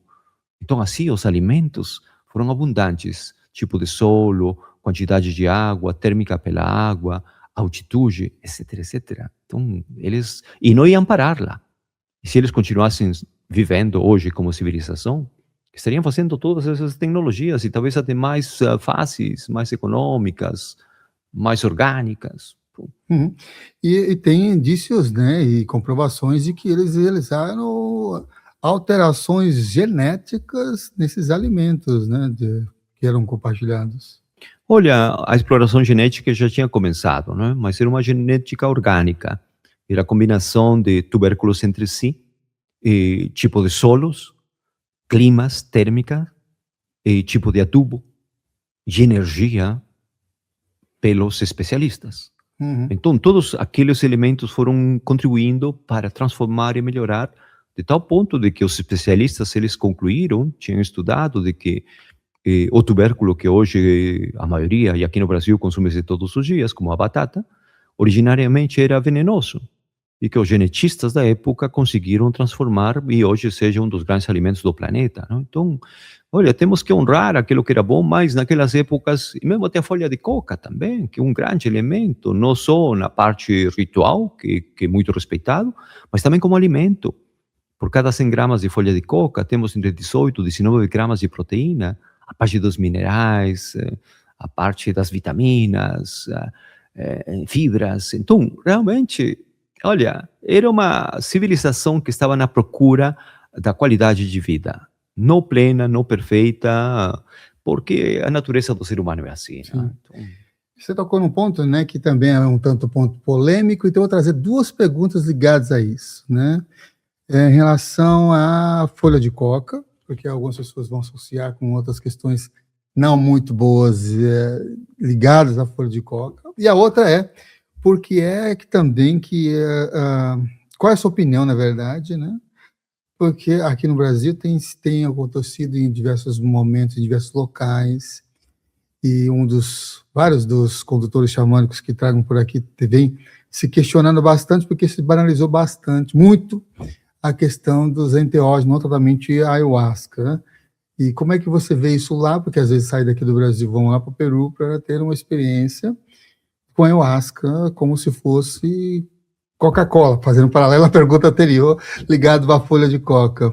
E isso até fora de um rito ou fora de um contexto e de uma egrégora. Então, são duas perguntas ligadas a questões um tanto quanto polêmicas, pelo menos aqui, em termos de partilha, que é o uso não ritualizado, vamos dizer assim, da ayahuasca em si, e outra questão ligada à folha de coca associada não só a Coca-Cola, mas também a Coca como vamos dizer, droga em si, né? olha, eu vou começar pela folha de coca. Temos que entender de que qualquer medicamento contemporâneo, se é recebido em uma dosificação que o corpo não vai conciliar, digerir, pode ser um veneno e pode ser mortal. Mas se está na dose necessária, vai produzir o efeito que talvez estava esperando. O que indica de que muitos componentes de medicamentos são nocivos. Então, tem que ter a especialização para que de pronto seja beneficioso. A folha de coca é um grande alimento. A folha de coca foi demonstrada seus benefícios para a saúde, contribuição como alimento tal qual, mas ninguém considera um alimento porque geralmente foi sancionada, punida moralmente, eticamente, culturalmente, o nome. Não de fato a folha, o nome. Porque se vinculou com um dos alcaloides que pode ser extraído da folha, que seria a cocaína. Claro que 100 gramos de folha de coca não te criam efeito nenhum, mas talvez uns 10 quilos, 50 quilos, que ninguém vai conseguir avaliar. Então já ficaria uma impossibilidade imediata. Né?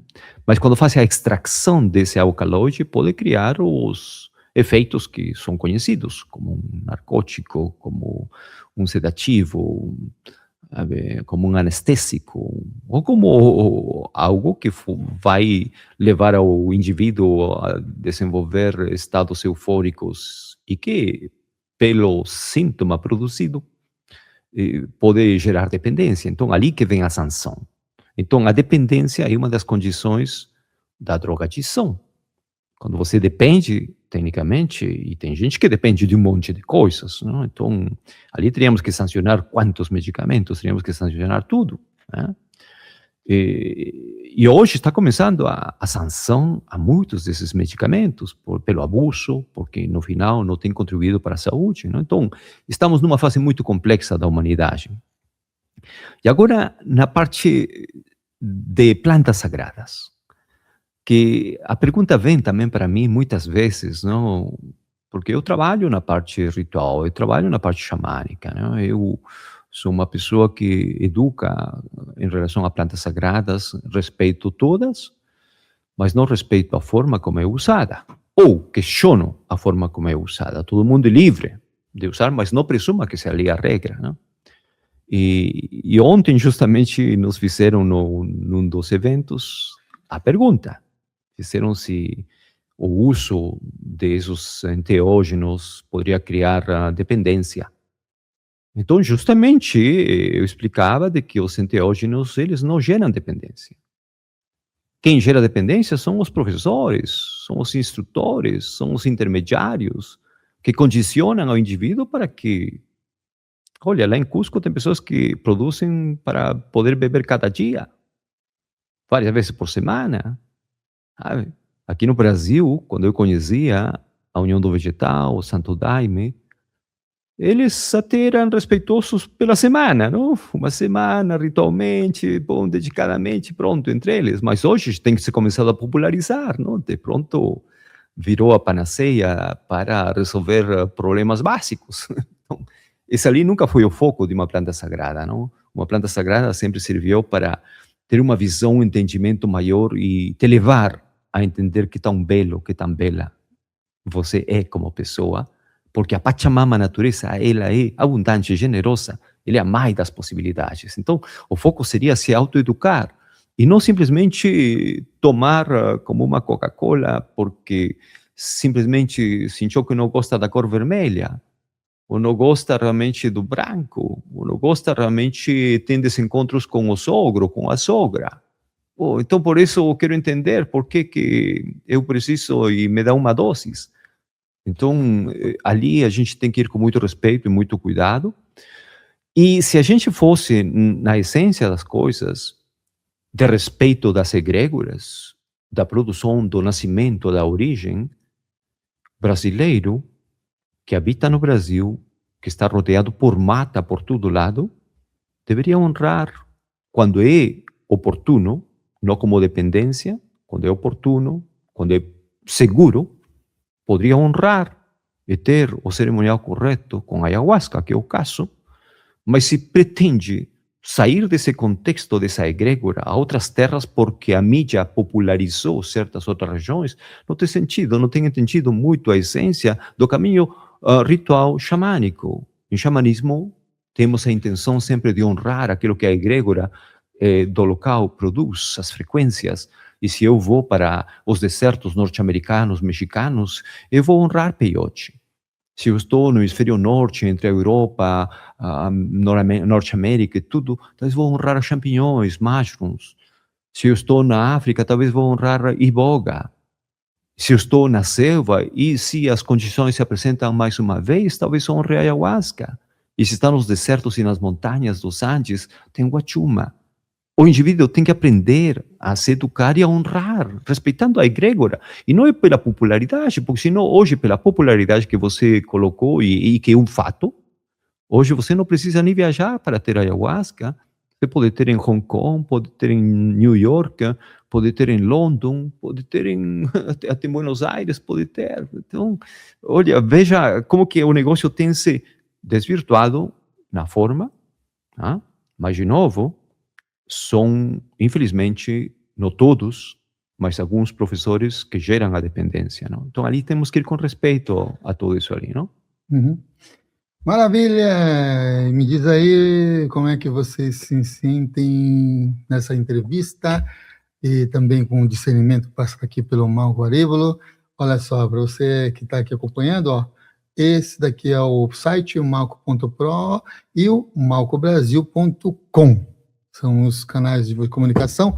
A gente está chegando aqui ao final dessa nossa transmissão hoje, gravado nesse mês e nesse primeiro dia, inclusive, de celebração aqui do aniversário da TV Consciência Próspera, 16 anos, iniciamos lá no dia 9 de março de 2010, e muitas pessoas já passaram por aqui, e nós tivemos hoje aqui o privilégio de, aqui no Brasil, o Malco Aríbulo ceder essa entrevista aqui para a gente. Realmente ficamos muito, muito honrados, você sabe?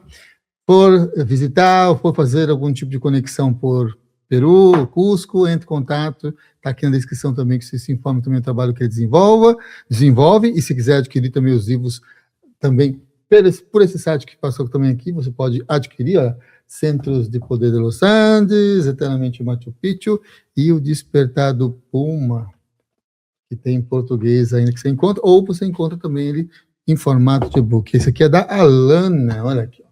Peregrino Universal, que está aqui no Brasil hoje também, mas está com as crianças, e a minha companheira também saiu com as crianças para a gente poder gravar aqui.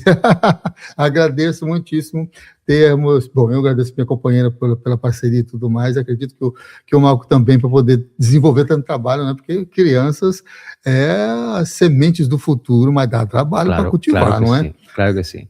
Então, olha, Samuel, eu agradeço a oportunidade, invoco que a Pachamama continue dando as forças a você para seguir cutucando pessoas, ensinando e provocando para ter uma consciência próspera e exercer como indivíduo positivo, beneficioso para a sua comunidade.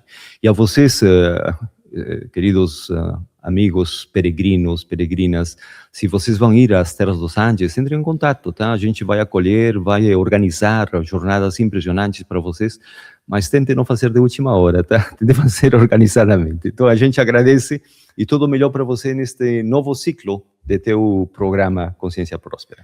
Super agradeço, Malco, e como a gente sempre faz aqui, agradecemos a vocês todos. Aqui também na descrição tem como você entrar no WhatsApp grupo para saber as novidades e os próximos programas. Eu vou voltar a câmera para o Malco, porque eu pedi para ele deixar aqui uma mensagem de encerramento, antes de subir aqui a nossa vinheta de hoje. Então, já sabe, acompanhe, divulgue esse programa para outras pessoas, pode ser bastante esclarecedor para elas também. Faça uma prática de Ainin, essa troca de conexão, então, isso é muito importante. Agradeço mais uma vez ao Malco pela disponibilidade, por estarmos aqui hoje gravando, e pedir para ele deixar, então, essa mensagem final, antes de subir aqui a nossa vinheta. Um grande abraço, hein? Realmente a Pachamama é a mãe das oportunidades, sempre considera ela como sua aliada, e que o grande espírito ilumine. Esse é um novo ciclo, um novo ano. Se estamos aqui presentes é porque tem uma razão importante. Então, abrace sua missão na Terra, temos muitas coisas a fazer. Tudo melhor para vocês. Abraços.